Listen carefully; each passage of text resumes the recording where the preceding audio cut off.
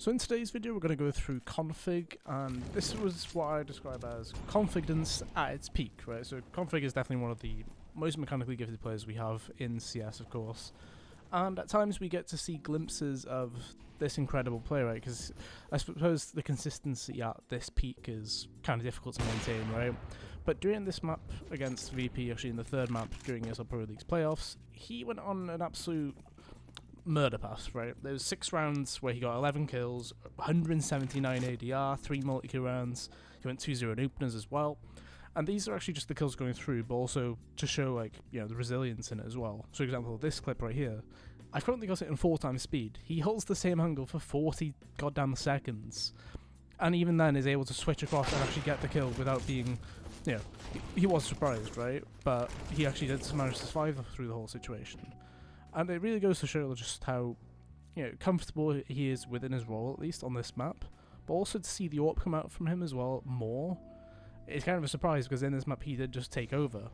And that is ultimately what really pushed them over the line, if I'm perfectly honest. Like, so far we've seen 3 kills from him. They haven't been too crazy, right?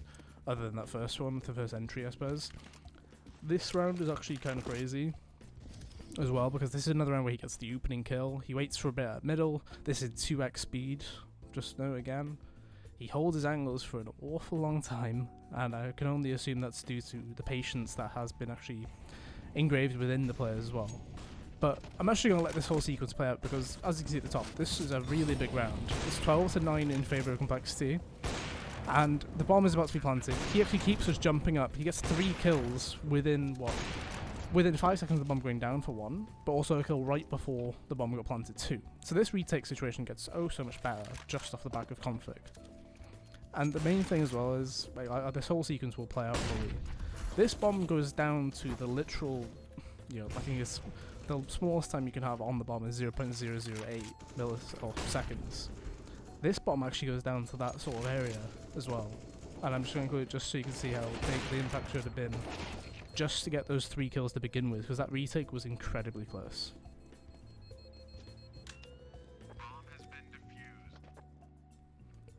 The next round here is actually going to be the only round that, of this sequence at least, where they do not win.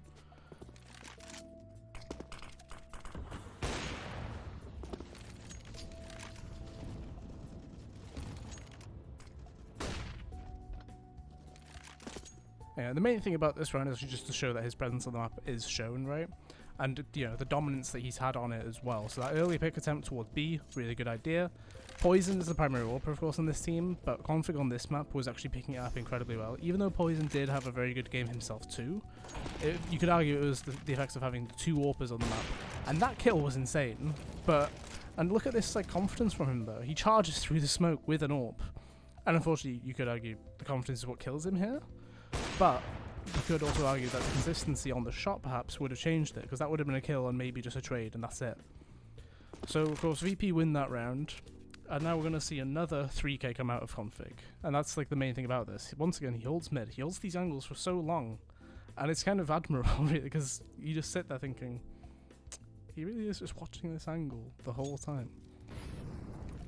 But, of course, noise towards B means he needs to get the rotate on.